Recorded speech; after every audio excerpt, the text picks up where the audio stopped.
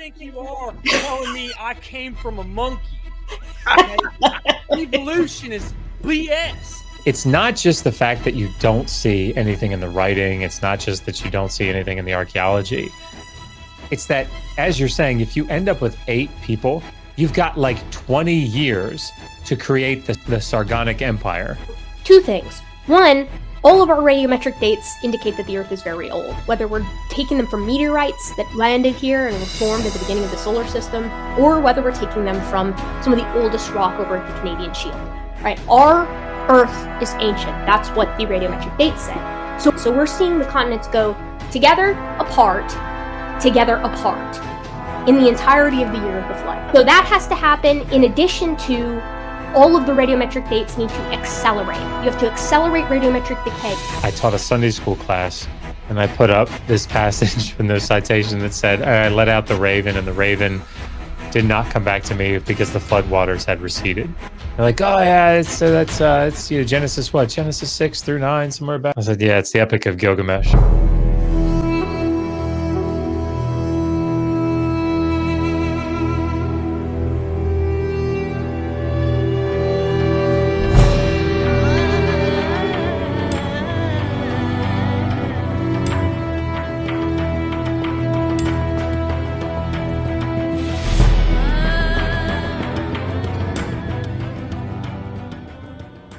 Welcome back to the Gnostic Informant, and you are about to attain true gnosis. Today I got a all-star panel. 2 goats, two of the greatest over here. And Dr. Josh is Assyriologist, and future Dr. Erika, because that is coming. You are in school to be a doctor, and you are an expert in my opinion. You're gonna have to give me a hot minute on that one. Yeah. We just got started. It's coming though. It's coming. Eventually. Maybe one day I'll be able to edit the video later on and put doctor in the description. Yeah, there you go. Well, I do aim to someday be at the level of expertise of Dr. Kent Hovind, my idol. Nice. Yeah, he's the pinnacle of education. He's got like 6 PhDs, dude. I don't know where he gets the time. Top notch right there. So we're gonna read some Noah's flood story from Genesis. And I figure, since I got 2 people on, one who knows about Assyriology and one who knows about science and evolution, this would be a great panel to have to discuss the text. And could this be plausible? Is this a historical story? Let's get into that. So I got my thumb on the page right here. This is Genesis 6. I want to start with before the flood even starts, because I want to ask Dr. Josh the question on something. And you, actually. This pertains to both of you, the first part. It talks about the Nephilim. It says, when men began to multiply on earth and daughters were born to them, the sons of heaven saw how beautiful the daughters of man were. So they took wives of many of them as they chose. And it says that at the time, the Nephilim appeared on the earth. And, wait a minute. Who's this? What's going on here? Hey, who do you think you are telling me I came from a monkey? Okay? Evolution is BS. And you know what? You're a bunch of tree-hugging people, just like monkeys. You need to wake up to the Lord and Savior Jesus before you have trouble, you understand, from either one of my kind. Please, sir, you're exuding too much alpha energy. I'm afraid for my life. Listen here, you have freedom of speech, but let me tell you, you don't have the choice to talk about this around my children, around my house. You understand me? Why do you keep ejecting all your shells? I don't understand what you're talking about. That's part of the intimidation display, like the powerful male mandrill. They have to puff up before engaging in the display, just so we see how big they are. Look, a lot of that went way over here. You know what I mean? Look, let me just tell you like this. I'm not okay with the things that you keep saying. Oh my God. Channel. The frequency's increasing. Look, what, babe? Jeff Gordon rerun? I'll be right back. I got a NASA. Bye. I'll see you later. Oh, that was great. That was great. So I feel like I feel like I have gained a whole new treasure trove of trauma from that. I think we should stop. I think he's right. I think we're done now. Shut it down. Yeah. Shut it down, boys. All right. So with that being said, let's get back to the text. All right. So the Nephilim, the sons of heaven, had intercourse with the daughters, and I guess another translation is giants. I'm not sure where this comes from. Maybe Dr. Josh, maybe you know about that. I suspect it's from the Septuagint. Probably Yes. translate that gigantes. Yeah. So is that what that is? I mean, who and what the Nephilim are Let's go to Erika. whole... Is there any evidence of giants living in the world ever? Well, unless we're referring to, you know, the hard-hitting documentaries that Animal Planet runs alongside their Finding Bigfoot and, you know, mermaid adventure and living dragons and UFOs, then no. Aliens. But people tend to not appreciate the minutia of the issues of giants, right? Like, you can't just take a human body and scale it up. There are a number of different organ systems that would have a massive amount of trouble just scaling up. We're talking about lethal issues adapting to new levels of height, right? Like problems with the circulatory system, being able to pump blood up that high. You've got to increase just the metabolism of this organism by 5, 6, 7 times, depending on how large we're making the giant. Depending on if it's like Goliath, where he's like 6 feet, that's not really a giant, right? Like, that's within living variation.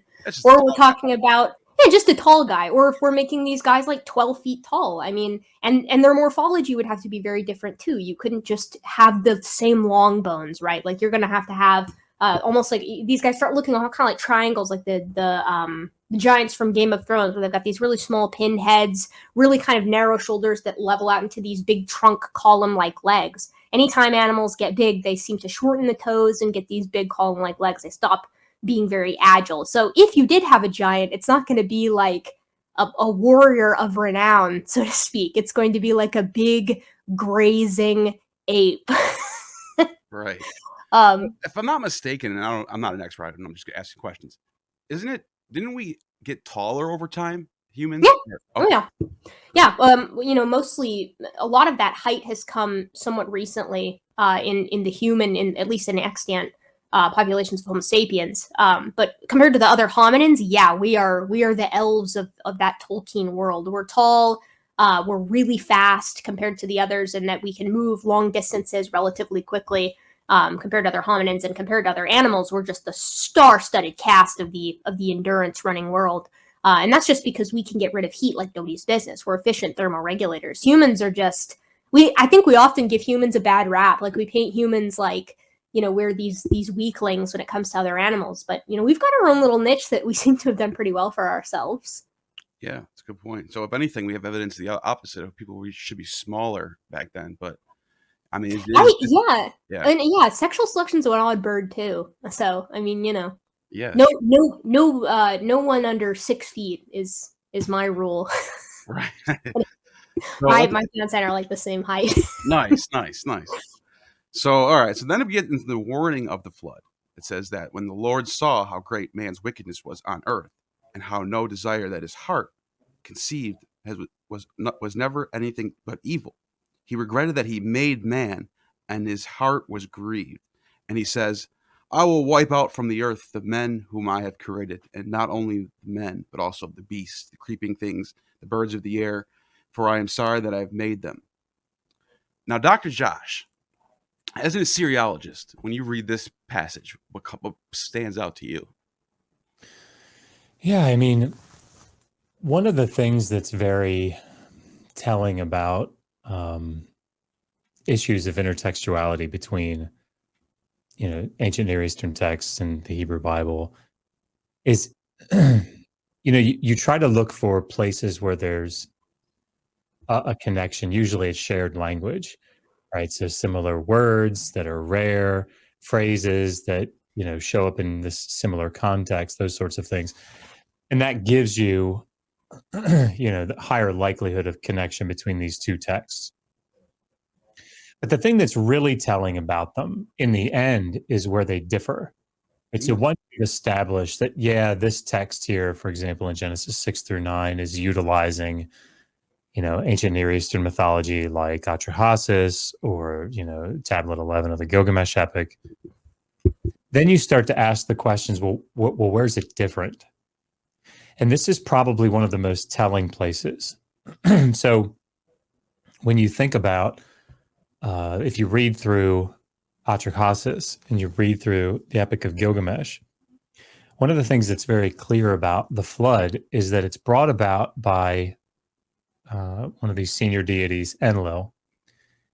And Enlil is criticized for bringing it, right? He said that how could you do such an evil thing, right? It's considered to be something that is hasty and bad, right? Morally bad.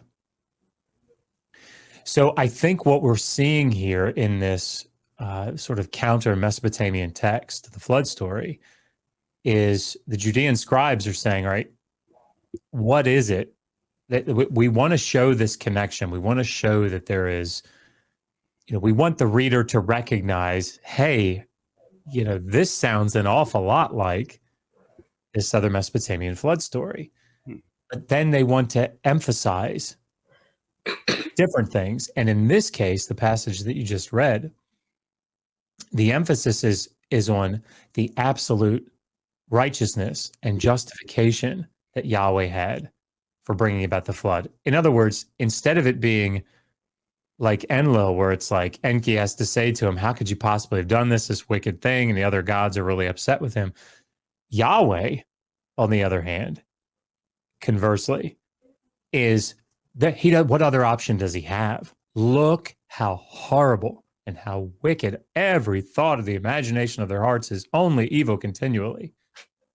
Yahweh has to bring the flood. And so this is one of these counter texts to show Yahweh to be supreme. Interesting. And so you got the difference being in one case with the Artahersis, is that how you say Atrahasis? You got the flood as being because he just wants to do it, and really because he's bored, or is that what it is? It's because he can't sleep.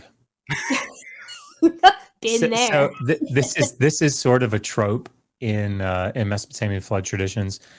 You have overpopulation of humans. Humans are created to do the work of the gods, the junior gods, and so they start to multiply. They start to get noisy.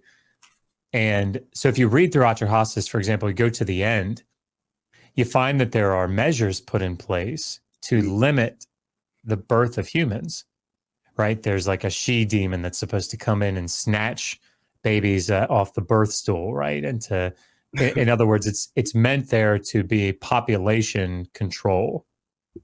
And so, looking at this from, of course, looking at it even from their perspective, the reason that it was such a terrible thing that the gods did this is because of the damage that it did to all the deities. I mean, if you think about what Mesopotamian gods need, the reason in the story itself is they need humans to do things like go grow food, bring the food to the temple, clothe the idol, clothe the god, feed the god. This is what they do. So by then wiping out humanity, it talks about how the gods are starving, how the gods are, they're gnawing, their stomachs are gnawing. And then once a sacrifice is made following the flood by, the flood survivor, the gods swarm around the sacrifice because now they're getting fed, right? And so, these are aspects that I think the people that are writing the Genesis flood story, they're aware of this Mesopotamian tradition. And they're reacting to it. They're polemicizing it. Right. So now you got, instead of it being an angry God, you have the blame being put on the people for being wicked. Yeah. Interesting. Yeah. Now the next chapter, or the next passage, I should say, is about the preparation, about the warning. And Noah is chosen by God. He's chosen for his uprightness, it says.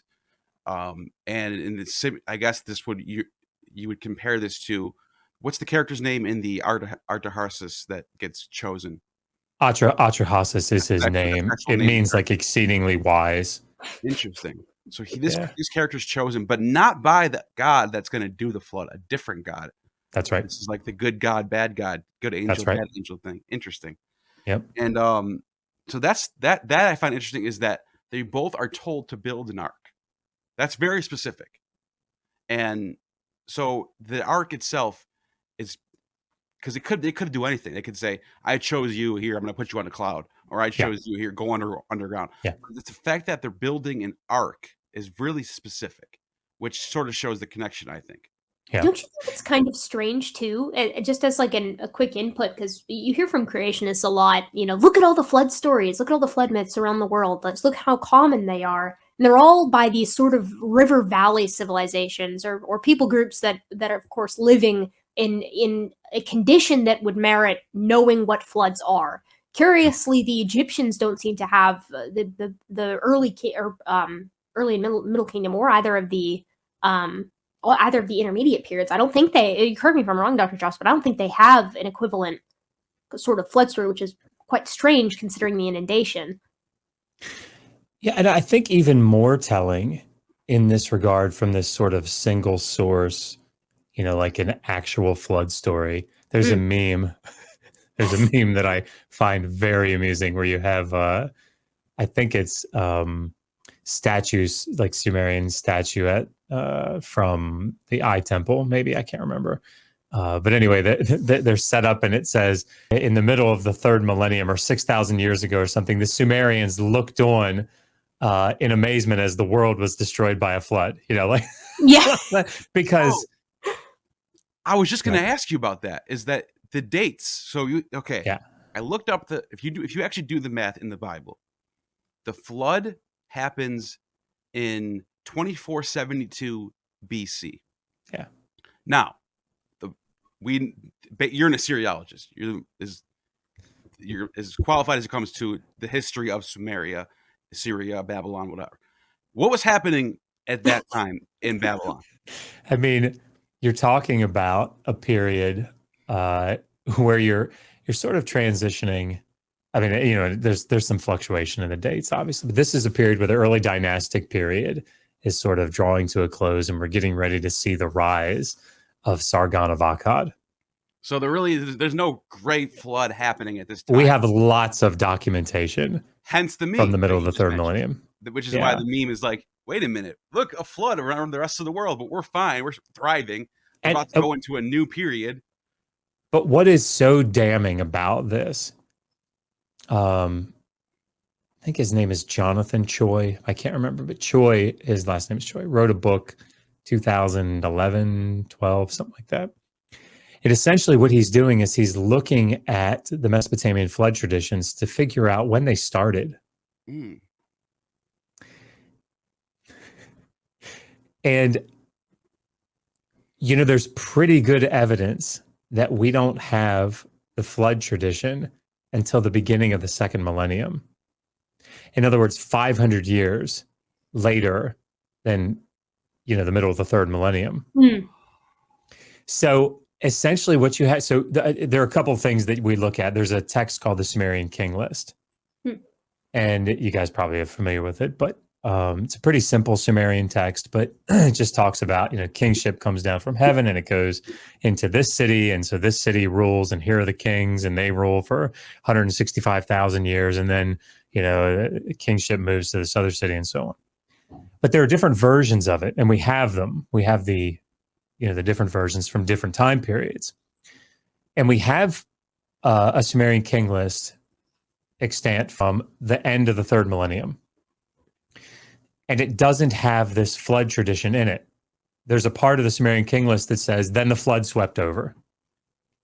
It doesn't show up in the 3rd millennium text.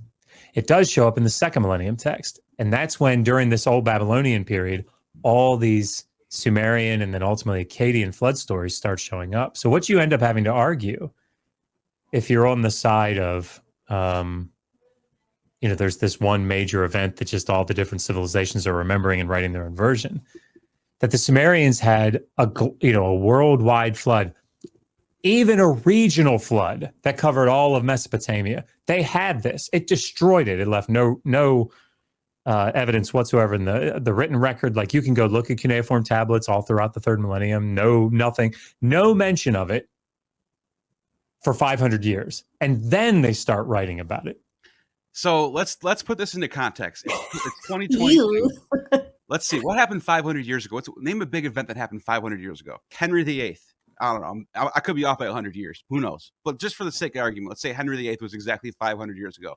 All of a sudden now people are talking about, oh yeah, we found this information about King Henry VIII. We never heard of him before. He's not mentioned anywhere in any books. But right now we're going to start writing about him. That's what that's like. Yeah. Kind of, I mean, to a lesser degree, I mean, it would be like it would be like the Twin Towers coming down, right? And nobody says anything about it for 10 years. You know, like, right. You know, it just doesn't make any sense. Tackling that level, like that honestly, it almost feels like the minutia that they have to deal with. Like that, I feel like they've got much larger problems to deal with than like, why are they talking about it significantly later? Because it's like, you know, but what guys would they even send to tackle it? Like there aren't any, you know, young Earth creationist Assyriologists that come to mind, or anthropologists for that matter, who they could send out and be like, hey, do you think maybe you could try to square this odd dating issue that we've got? This is a bit problematic. And like Dr. That's interesting though. I'd not ever thought of that. That's really cool. No, and you're right, because just like Dr. Josh just said, they had writing back then. There was stuff being written down in that time period in the 3rd century BC in cuneiform. And it's not a small amount. I mean, so like. So there is in the early dynastic period, there's a thing called the Hexapolis. I write about it in my book in the history chapter, just in case anybody's interested in looking at it. But great. Uruk Adab, Umalagash, Shurpak Nippur. There they are. Oh, there you are. And they are under the hegemony, it seems like, of the city of Kish. Kish is a really big deal. How do we know that? It's from administrative texts. Like we have these administrative texts, and they talk about, okay, you know, this city sent X number of, you know, young men troops to Kish, or sent, you know, like they piece it together from these cuneiform tablets. You know, like it's not this small number. We have mythology, not a lot, but we have some literature from the period. You have some hymns. It's just, the point is that it's not like there's no writing or just a little bit of writing or something. And then you got to factor in, after the flood, you get supposedly 3 sons, Shem, Japheth, and Cain. What is it? Cain or Shem, Ham. Ham and Japheth, yeah. So you got 3 men to populate the whole world by a certain period of time. So we compare it to other history, right? Let's say we know a population of Egypt in 1500 BC. Right? Let's just throw that out there. So now you're saying for a 500 year span, roughly 600 years, you have 3 people populating the whole earth to this number within a couple centuries, 5 centuries. I mean, it's all. I mentioned this. I did a stream, I don't know, earlier this year, you know, on Paulogia's channel, and we talked about this very topic, this aspect of the topic. And it ended up being that, because again, it's not just the fact that you don't see anything in the writing. It's not just that you don't see anything in the archaeology. It's that, as you're saying, if you end up with 8 people, you've got like 20 years to create enough people to have the Sargonic Empire. Right. In 20 years. I mean, what's that now? It's crazy to think about, and that's not that complex for someone to grasp. No, it's not just that too. They have to spread out all over the surface of the earth, and in a very short amount of time, they have to make the ziggurats of South America. They have to do the big monoliths that we see over in China. They've got to make it over and do Clovic stuff in North America. It's all this stuff happening simultaneously. And it's funny because if you go to Answers in Genesis, they'll give you a nice exponential growth number to give you enough people just to deal with the pyramids that are coming shortly after that flood date. But here, the burning question of that is, if that exponential growth rate were to continue, we wouldn't have we would be packed person to person on this planet today if the growth rate had continued at that unabated rate. So really, it seems like what they're arguing is that after the flood, everyone was getting busy and women were just having litters of children, like litters of 9-10 kids to populate the earth in time. And then once the monoliths are up, the worldwide monoliths are up, everyone just stops. Like the libido just plummets. Like it's just no one is having kids anymore. And they're kind of just okay with saying that, which, it should really tell you kind of where they're at as far as like, let's see where the data takes us versus let's force fit the data. Yes. And it's always this one. Yeah. It's always this one. Has to be. And that's why I brought up Egypt rather than Sumeria, because I'm trying to show that they have to populate outside of where they're at, not just where they're at. And it's bad enough, like Dr. Josh says, they have to populate in 20 years the kingdom of Babylon or whatever. But and then you put it even in more context that the Americas were already populated by then. And their monoliths, interestingly enough, like especially in the case of the pyramids of Giza, right, which a lot of that is, forgive me if I'm wrong, Dr. Josh, but it's like there's a big limestone component which is sensitive to stuff like global floods. So this stuff has to have been built after the flood date, and they will readily admit that, and they just will apply that broad brush style to everything, even including like Göbekli Tepe. Like they'll be like, Göbekli Tepe has to be post flood because otherwise it would have been destroyed. And it's like, considering, and this is just talking about the water aspect. This is completely ignoring what we'll touch on, I'm sure, later, which is what the continents are supposed to be doing at this time period. Yeah, that's why I wanted to have you on, is for that. I think it's so frustrating, and we can go on, but like... We can go on. But I had a professor when I was finishing up seminary. And I was talking about archaeology and, should I go into archaeology? And he made the comment, anybody can dig around in the dirt and draw a few conclusions. Like that's archaeology. And it's like, that there is this idea that if you're not dealing with like hard sciences, right? If you're having to interpret data outside of a laboratory, that somehow the data are just, you could do whatever you want with them, right? Yeah, they don't point anywhere. There is no, prominent interpretation. Every interpretation is equally viable in their eyes. And that includes the one of the trained professional to, Joe Schmo down the street. He is just as qualified to come, and look at a chariot wheel and say, looks like they dug that up out of the Red Sea that Moses parted and it belonged to just Pharaoh. One though, just one wheel and nothing else, just one random wheel.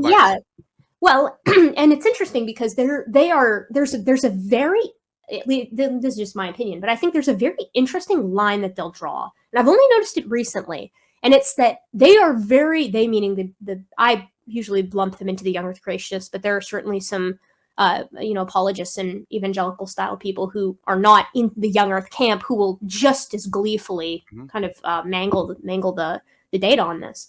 But in the case of the young Earth creationists, they love to look at the work of archaeology and anthropology, paleoanthropology, and paleontology generally and say, it's bones in the dirt, it's artifacts, it's all open to interpretation, it's not science. Because what you're doing is you're doing historical science. You can't make predictions about something that happened in the past, except, of course, you can. What you do is you say, here's my hypothesis, here's what we'll find if we look at X location, and then if you go there and you find it, and it is indeed the case, it lends support to the theory. What they don't do this for is geology, because geology powers the global economy. It is the ancient age of the Earth, the basin modeling that is led by radiometric dating and the assumptions, quote unquote, therein, that leads us to power anything involving fossil fuel, any fossil fuel exploration from gas to oil to coal, all of that relies on the ancient age of the Earth. There isn't a single oil baron out there who's using flood geology to suss out where to look for the oil.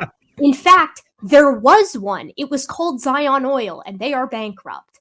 So, so the interesting thing about that is that they will happily point to, you know, historical sciences that they feel that they need to debase. And then when geology rolls around, they're like, well, those kinds of predictions those are fine.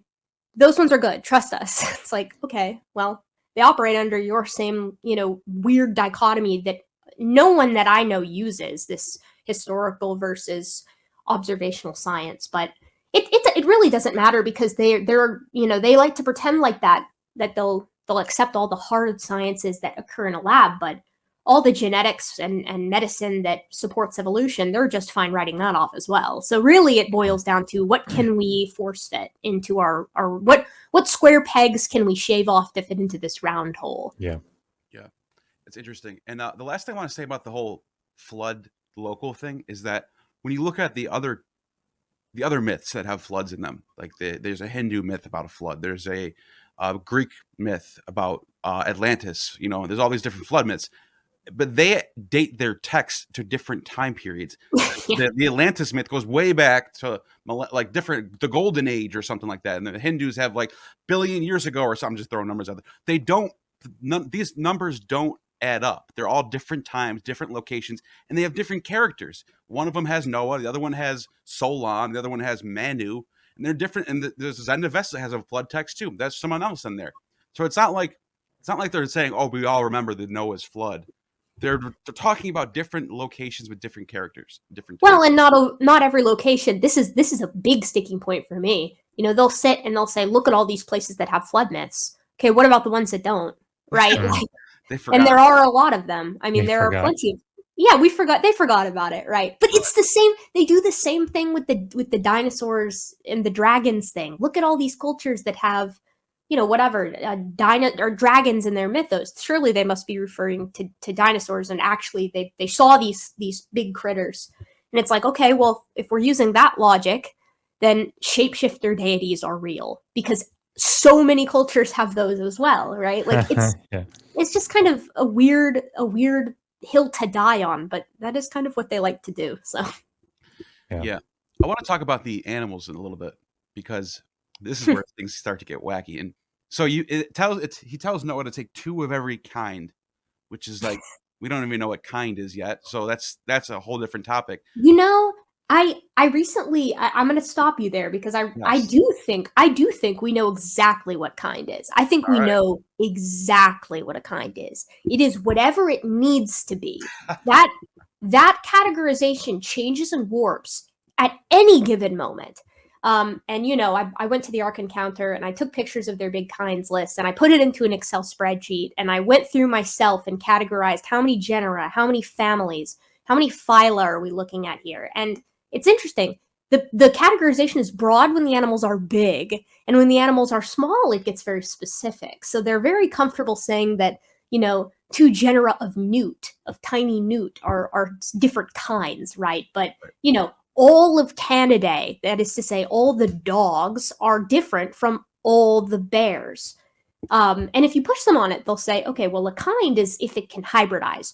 No, it's not, because panda bears can't hybridize with grizzlies, and yet they're both within Ursidae, and foxes can't hybridize with wolves, and yet they're both within Canidae. And you could go through every single, you know, family and find a problem with that, which is why I'm convinced that the answer isn't that we don't know what it is. It's just a constantly nebulous, amorphous definition that fits whatever Kent Hovind or Ken Ham wants it to be in that given moment, which is exactly why it can't be proved empirically, right? Because for humans, when we're looking at what kind humans fall into, mankind, it suddenly becomes incredibly specific. Just because humans are 98.8% similar to chimpanzees, that's not close enough. Humans need to be in a separate group, even though chimps are actually closer to humans genetically than they are to gorillas or orangutans or any other ape. Yet that genetic distance is too much. It separates them, and then all the apes are in their own kind. But lions and tigers are 95% similar genomically, and they are within the same kind. And rats and mice are approximately 94-95% similar genomically. They're in the same kind too, Muridae. Same situation with your proboscideans. African and Asian elephants are more distantly related again than humans and chimps. Same kind. There is no standardization, because to standardize it would be to box themselves into admitting where humans fall with this indelible stamp of our lowly origin. So it's whatever it needs to be. And that's a good point, because this is they have to grant some level of evolution to their theories for the to work. Yeah. We know micro and macro evolution are a little different. Then you got speciation, right? And I don't know if you want to sort of run this down a little bit, but like for this to work, for to have two of every species basically, but like let's just say species now, but they're going to say kind later. But for this to work in their sense, you would need a rapid rate of growth of speciation to happen to get from certain type of animal to another certain type of that same animal. Well, let me put it this way. Myself and my friend Walker, he's a student in anthropology, I believe. I think he's in anthropology right now, almost about to finish his undergraduate degree. But he's really big specifically on genetics. He does a lot of genetics work, and I like the morphology a lot better, so I tend to stick with the morphology. But within the order Proboscidea, so this includes elephants, mammoths, their kin, mastodons, all that good stuff, all the way back to like Erytherium, in like the Eocene, I believe, maybe Oligocene. And the interesting thing about this is Answers in Genesis on their website will be like, yep, there are about 500, 600 species that we know of proboscideans. That's what they'll say. And, it depends on who you look at. It depends on whether you lump or split, but, you can get a pretty broad range in conventional science. But let's just use their number. Let's just say there's 500-ish. Let's say 500 elephant species or proboscidean species. If you've got a single pair of proboscideans on the ark, every single animal needs to be a different species than its mother in order to get that number, given their gestation rate, how long it takes them to have a baby, in the time between them getting off the ark and now, to explain the number of species that we have today. Just the species that we have access to of proboscideans. That's not even to say that there are millions of frozen mammoths on the Siberian steppes, right? And these guys take forever to breed, right? I mean, again, you're having to invoke these growth rates within an animal that reproduces. It takes almost 2 years for an elephant to have a baby. That's how long they're in gestation. It takes them a while.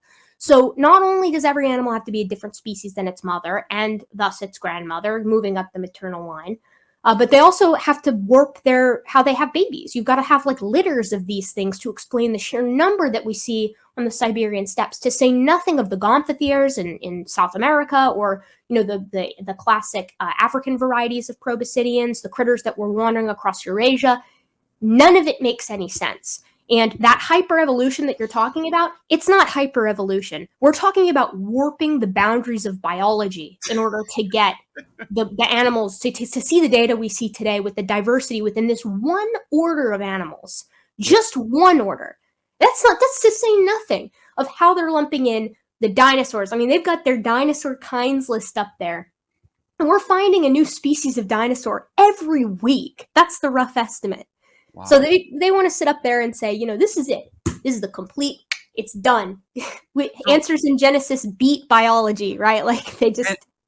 And let me ask you this, because we know that certain parts of the world, certain animals live here only. They don't live in...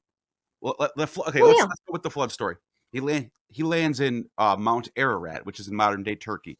So what we should see Turkey have almost every species, and then it should be spreading out throughout the world based off this location, if I'm not mistaken. Well, yeah. I mean, and there, you want to talk about disembarking, there's some massive issues that go along with that. I mean, there aren't any plants that I know of off the top of my head that can actually survive being submerged in saline water for a year. So when these guys get off the ark, there's nothing to eat. The carnivores, they've got stuff to eat. It's called the other passengers, right? So we experience we should see massive extinctions, instant extinctions in Turkey of just dozens upon dozens upon dozens of species as the carnivore kinds are just mowing them the hell down right outside the gate of the Ark. I mean, it must have been very awkward for all of them. It was a year. The flood's supposed to happen they're on this Ark. Okay, so I looked it up. I did, because the Bible gives you in detail the dimensions of how this thing was built. So we know how big it was. And by the way, it's not the size of the park. It's a little bit different. I think they're off by a lot, but I looked it up. It's anywhere, depending on how you translate a cubit, it could be between 440 feet to 515 feet, somewhere in there. So you have, it's 500 feet's big, don't get me wrong. But when you're thinking about all of these animals crammed on a 500-foot boat that have to eat, they're going to be shitting, they're going to be pissing, they're going to be mating probably for a whole year, we're talking about. Just try to put this in your head for a second. I don't know why they haven't just bitten the bullet and say God knocked them unconscious for a year. Like that would be so easy, and it's right there, and you've already got this supernatural flooding event. I don't know why they don't just say it's okay, he knocked them out, or like Thanos snaps them out of existence briefly and then brings them back after. Do you know what that does though? Because that creates the next question: is why did he just snap his fingers and have the whole world be wiped out except for the ones he wanted to keep? He wanted to send a message. The fact that he makes Noah build this ark and go through all this means there has to be some sort of natural law of this. Has to be natural in a way. So they have to explain it that way. And you say that, but it doesn't work. But naturally, oh God. This is a topic that I'm going to broach it now. I'm just going to gun through it so that we have it on the table. You have what is called a massive heat problem with the flood, right? Mm-hmm. This heat problem is, in my opinion, the single killer of the entire idea. I think it is an instant snipe right to the skull of this idea, and here is why. So, two things. One, all of our radiometric dates indicate that the Earth is very old, whether we're taking them from meteorites that landed here and were formed at the beginning of the solar system, or whether we're taking them from some of the oldest rock over at the Canadian Shield, right? Our Earth is ancient. That's what the radiometric dates say. So in order to fit that with a 6,000-year-old Earth, and indeed in order to explain other ancient aspects of it, they like to cram all of this ancient age into the flood. Something happened during the flood that made everything look very old. This includes the continents moving to their current position, so going from Rodinia, the original supercontinent, to the assorted post-Permian, or rather like Devonian level organization of the continents, then to Pangaea in the Permian, and then to the present. So we're seeing the continents go together, apart in the entirety of the year of the flood.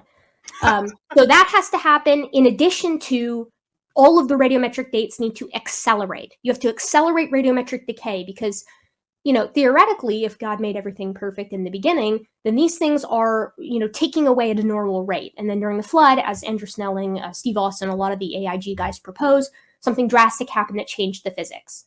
And that is not something that you can say lightly. Changing the physics isn't something you can just say.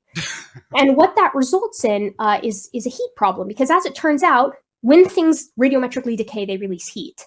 And when continental plates are moving about on top of the mantle of the Earth, they release heat too because of friction. Right. So combining those two things together, accelerating 4.8 approximately billion years of decay into 1 year, and then accelerating approximately 4.8 billion years of continental drift into 1 year, depending on which flood model you're using, you get at minimum the vaporization of the granitic crust of the Earth a few dozen times over, which of course would include boiling off the oceans and liquefying the planet all the way down to the core. And at maximum, this is equivalent to, and these are their numbers, right? This is Walt Brown's numbers here for the hydroplate, the second end of that, the extreme end of that. It is equivalent to 5,000 trillion 1 megaton H-bombs for every approximate meter of water. This is a level of heat that cannot be dealt with in a natural way.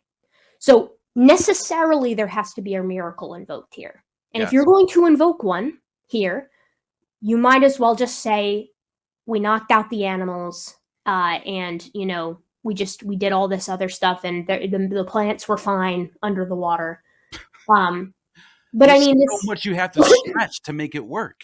Well, this heat problem is so astronomical that, one, it really, really aggravates the petulant amateur young Earth creationist YouTubers here online.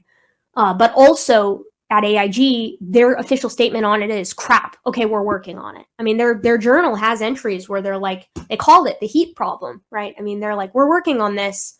But as of now, we don't really have a solution. And their rate group back in 2005 was like, we're going to have to invoke some exotic solutions or find out that physics is simply different than we thought in order to make this work.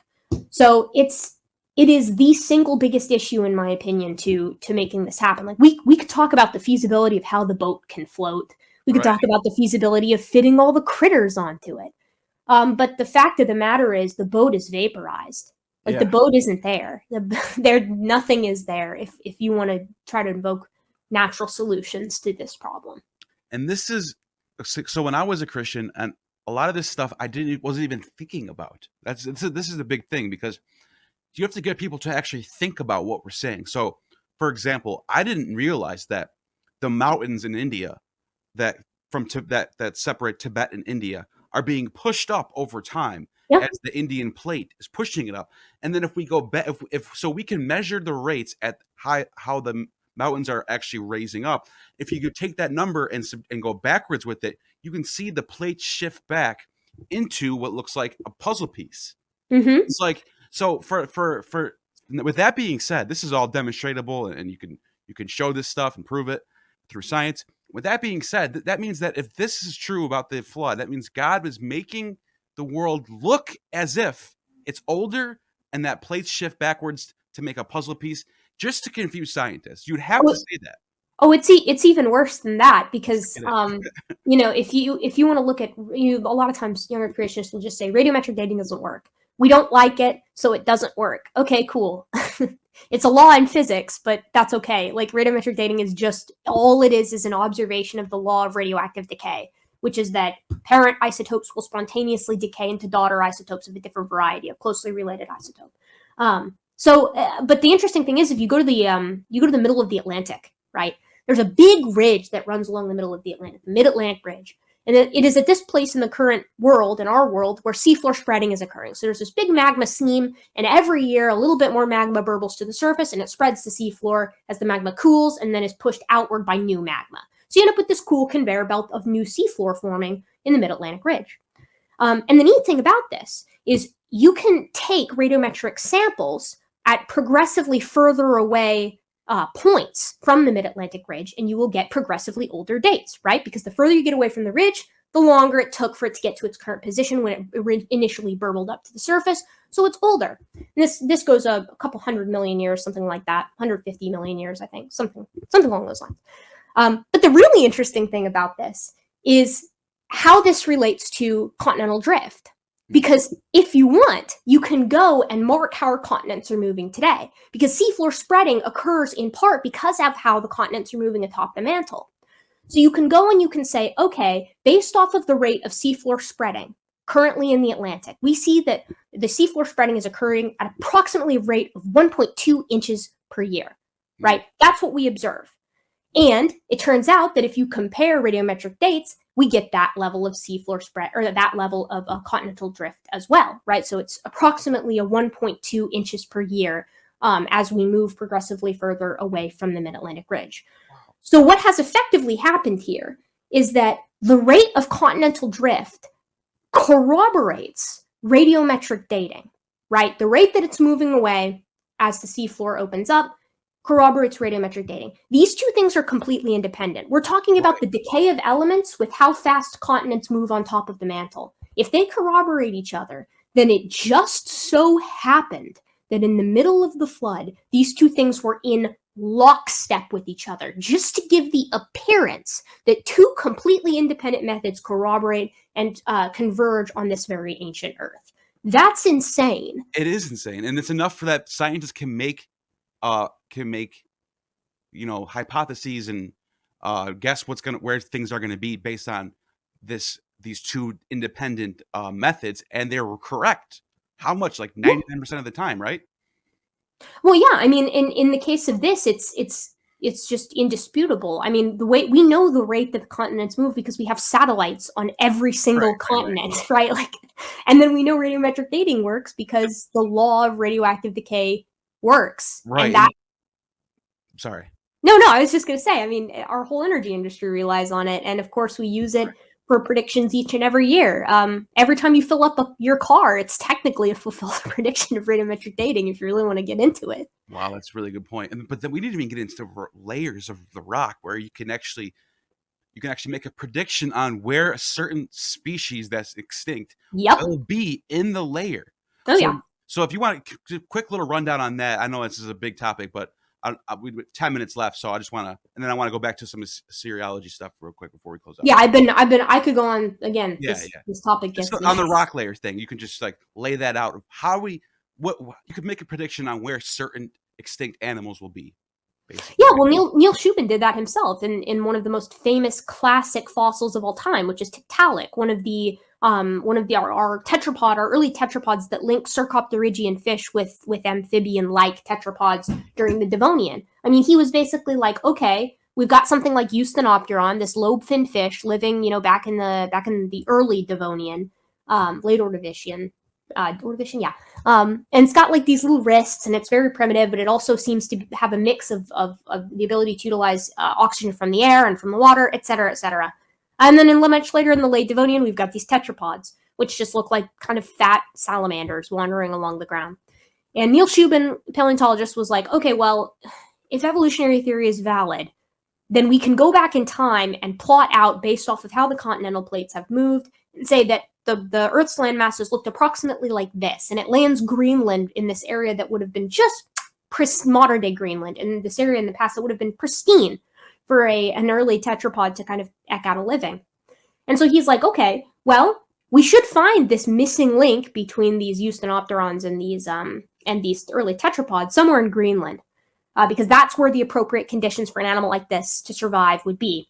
And the animal should probably have intermediate conditions. It should probably have medium strength pectorals for pushing its head up out of the water. It should still be able to utilize both oxygen and from the water and from the air, but it should have clear, distinct wrists. It should be more developed than Eusthenopteron. And it should start to have that long, characteristic flat head of some of our tetrapods. It's a better way to move about. It should have a neck, right? It should have all of these sort of intermediate traits. And then I think it was in like 2005, Neil just like packed up and went to Greenland, and he just went there and spent several months there. And just before he was getting ready to leave, they stumble across Tiktaalik. And lo and behold, this is an organism that was you couldn't ask for a better intermediate, right? I mean, it's got traits just smack dab in between this earlier lobe-finned fish and a tetrapod.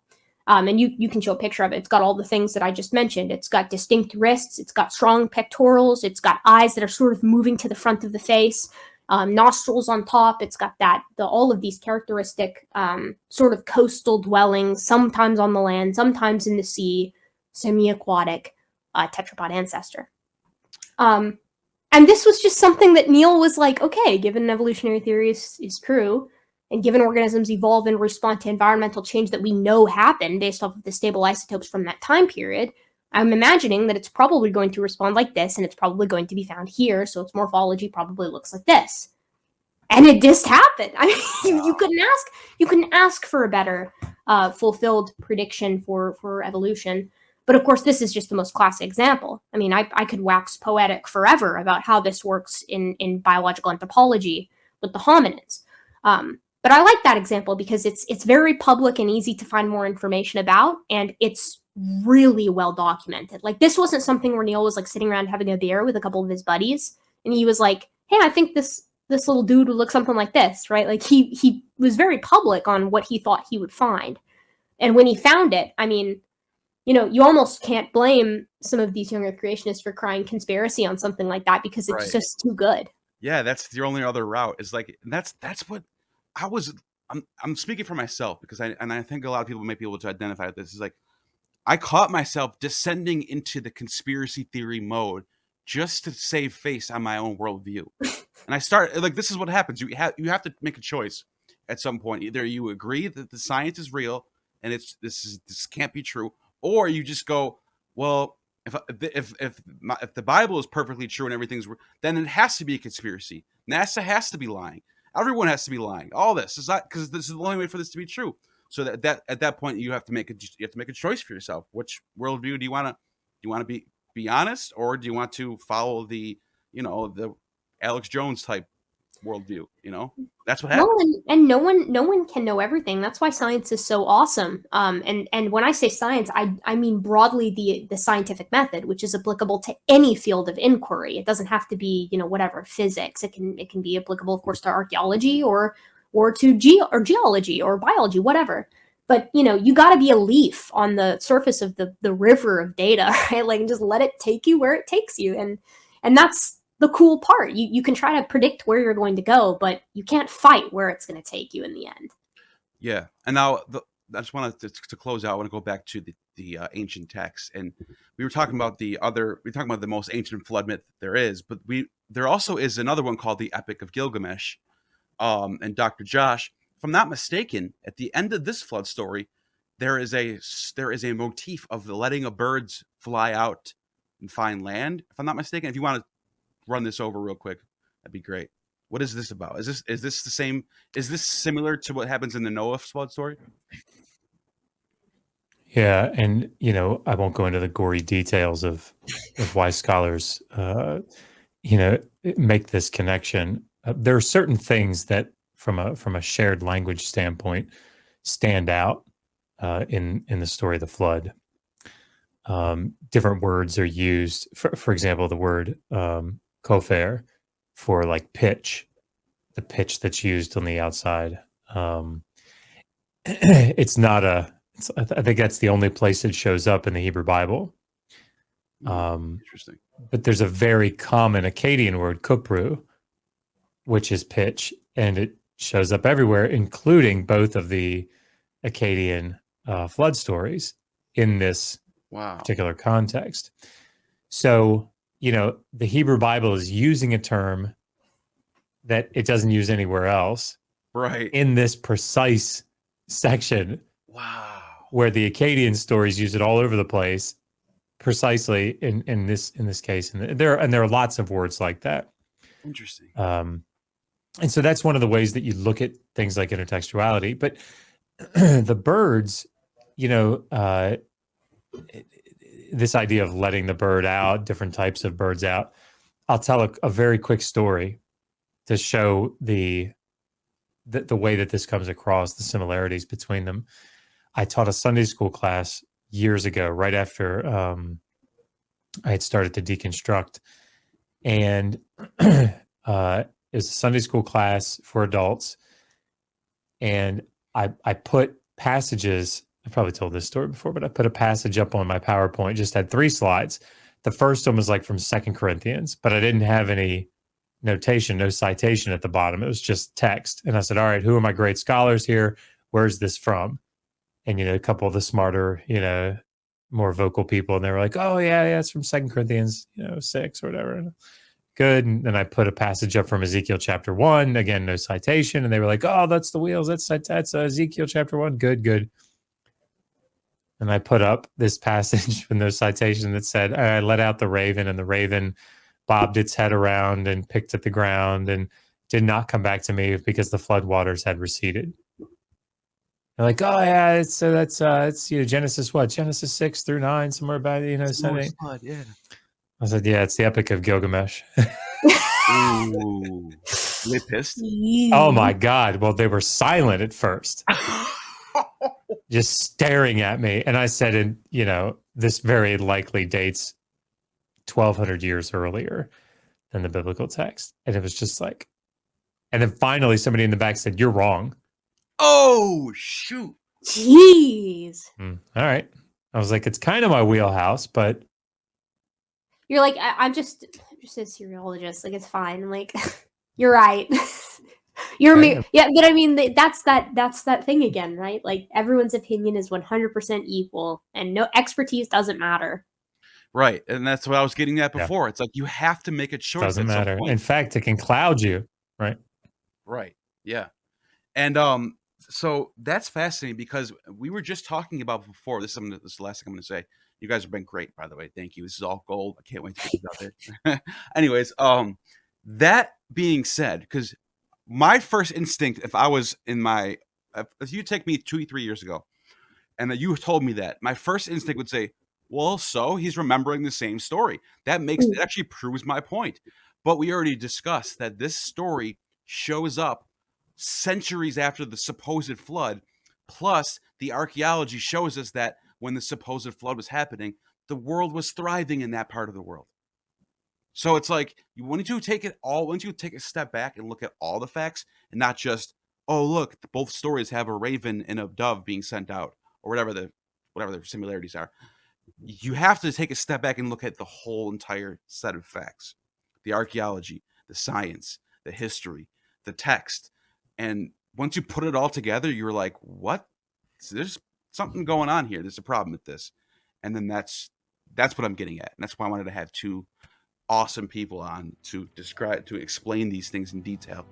I always learn stuff when Dr. Josh is here. I did not know. I really do always learn stuff about that.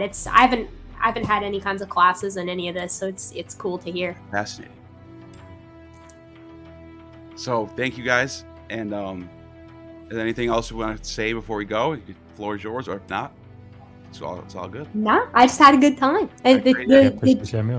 The truth is always more fun, anyways. It's all stranger than fiction. It always ends up being neater. So. And evolution is so much more magical than creation is. Oh, I always say that. I think it's the most romantic story there is. It's just really cool. And you have just attained true gnosis. You have just attained true gnosis. The demiurge has no power over you.